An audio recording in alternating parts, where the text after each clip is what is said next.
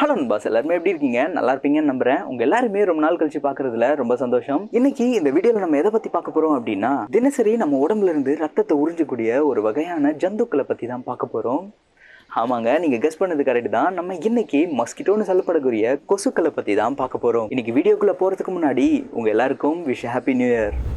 கொசுக்களுக்கு கொசு மற்றும் மஸ்கிட்டோன் மட்டும் பேர் இல்லைங்க, அவங்களுக்கு இன்னும் வெவ்வேறு பெயர்களும் இருக்கு. அது ஈழத்தமிழ்ல அவங்களுக்கு நுளம்புன்னும், சயின்டிபிக்கலி பாத்தீங்கன்னா அவங்களுக்கு கியூலிசைட் அப்படின்னும் அவங்களை கூப்பிடுறாங்க. கொசுக்களுடைய தோற்றம்னு பாத்தீங்கன்னா உங்களுக்கு தெரியாதது ஒன்றும் இல்லை, இதனால சொல்லிக்கிறேன். மெல்லிய உடல் கொண்டு ஓரிணை ரக்கைகளை கொண்டு 3 நீண்ட கால்களையும் கொண்டு இவங்களுடைய தோற்றம் அமைஞ்சிருக்கு.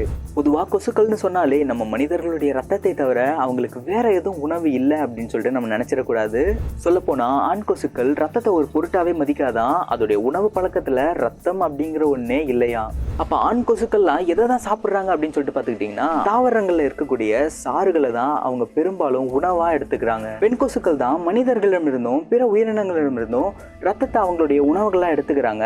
அப்படி இருந்தும் பெண் கொசுக்களுக்கு ரத்தம் ஒரு முதன்மையான உணவு இல்லையா. பெண் கொசுக்கள் எதற்காக ரத்தத்தை உறிஞ்சுறாங்கன்னா, அவங்க இனச்சேர்க்கைக்கு பிறகு அவங்களுடைய முட்டைகளுக்கு தேவையான புரதத்தை எடுத்துக்கிறதுக்காக தான் மனிதர்களும் மற்ற விலங்குகளுடைய ரத்தத்தை அவங்க உணவுகளா எடுத்துக்கிறாங்க.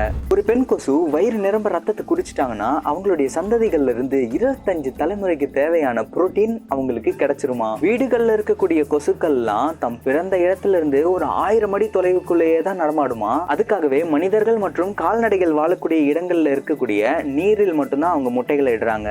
அது போல கொசுக்கள்ல மட்டும் கிட்டத்தட்ட 3500 வகைகள் இருக்கான். அதுல 176 ஸ்பீஷீஸ் மட்டும் நார்த் அமெரிக்கால இருந்து கண்டுபிடிச்சதா சொல்லப்படுது. இந்த கொசுக்கள்லயே தனியா இன்னொரு கேட்டகரி இருக்கு. அதுதான் உப்பு நீர்ல இனப்பெருக்கம் செஞ்சு வாழக்கூடிய கொசுக்கள். அவங்கெல்லாம் ஃப்ரெஷ் வாட்டர் பக்கம் வரமாட்டாங்க, வெறும் சால்ட் வாட்டர்லயே தான் அவங்க இனப்பெருக்கம் இருக்கும். அதே போல சால்ட் வாட்டர் அதிகமா இருக்கக்கூடிய கடற்கரை ஓரம் இருக்கக்கூடிய நீர்நிலைகள்ல தான் இவங்க அவங்களுடைய முட்டைகளை இடுறாங்க. கடற்கரை ஓரம் உள்ள நீர்நிலைகள்ல வசிக்கிற இந்த வகை கொசுக்கள்லாம் மனிதர்களையும் விலங்குகளையும் தேடி 50 முதல் 75 மைல் வரை இவங்க பயணம் செஞ்சு கடிப்பாங்கன்னு சொல்லப்படுது. இதுல ஆண் கொசுக்கள்லாம் ஏறக்குறைய ஒரு வாரம் மட்டும்தான் அவங்களுடைய வாழ்நாள் அப்படிங்கிறது இருக்குமா. அதனால அவங்கலாம் முட்டையில இருந்து வந்த உடனே இனச்சேர்க்கைக்கு தயாராயிடுவாங்களாம். இனச்சேர்க்கை காலம் முடிஞ்சதும் அவங்க ஏதாவது ஒரு செடியில உட்கார்ந்து அந்த செடியினுடைய சாறு உறிஞ்சு அவங்க காலத்தை கடத்திடுவாங்களாம். அதே போல பெண் கொசுக்கள்னு பாத்தீங்கன்னா அவங்களுடைய லைஃப் ஸ்பேன்ங்கிறது 1 மாசம் காலம் வரைக்கும் இருக்கு. அதுக்குள்ள அவங்க ஒரு நல்ல நீர்நிலையா பார்த்து அங்க முட்டையும் வெட்டுருவாங்களாம். கொசுக்கள்லாம் ஒரு சமயத்துல சராசரியா 100 முட்டைகள் பக்கம் இடுவாங்களாம். இந்த வேகத்துல அவங்க இனத்தை பெருக்கிறதுனாலதான் அவங்களுடைய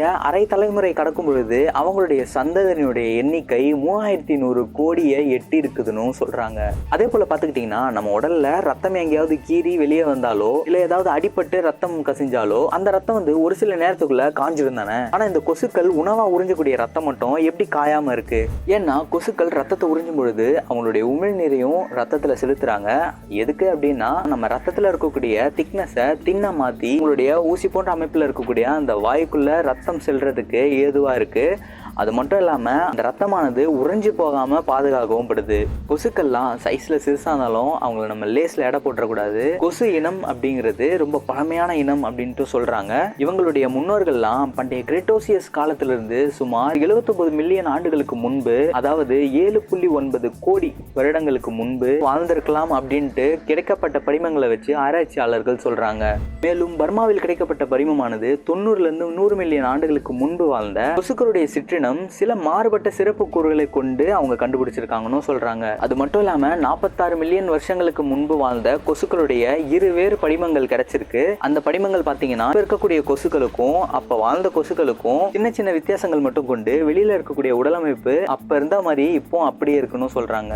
மேலும் அந்த படிமத்துடைய வயிற்று பகுதியில மிக பழமையான ரத்தம் சேமிக்கப்பட்டிருந்திருக்கணும் சொல்றாங்க. இப்போ நான் சொன்ன ஸ்டோரியானது உங்களுக்கு எந்த அளவுக்கு இன்ட்ரெஸ்டிங்காக இருந்திருக்கும் அப்படின்னு சொல்லிட்டு எனக்கு தெரியல. நீங்கள் கமெண்ட்டில் லீவ் பண்ணும்போது தான் எனக்கு தெரியும் இந்த ஸ்டோரிங்கிறது உங்களுக்கு எந்த அளவுக்கு பிடிச்சிருந்தது பிடிக்கல அப்படிங்கிறது. ஸோ இந்த மாதிரி நிறைய இன்ட்ரெஸ்டிங்கான நேச்சரை அன்வீல் பண்ணக்கூடிய டாபிக்ஸ்லாம் நம்மளுடைய சேனலில் அடுத்தடுத்து வந்துட்டே இருக்கும். இந்த வீடியோ பிடிச்சிருந்துச்சுன்னா ஒரு லைக், ஷேர், சப்ஸ்கிரைப் இதெல்லாம் பண்ணிங்கன்னா எனக்கு கொஞ்சம் மோட்டிவாக இருக்கும். எல்லாருமே அடுத்த வீடியோவில் பார்க்குறேன். அது வரைக்கும் பாய் ஃப்ரம் புவன். பாய்.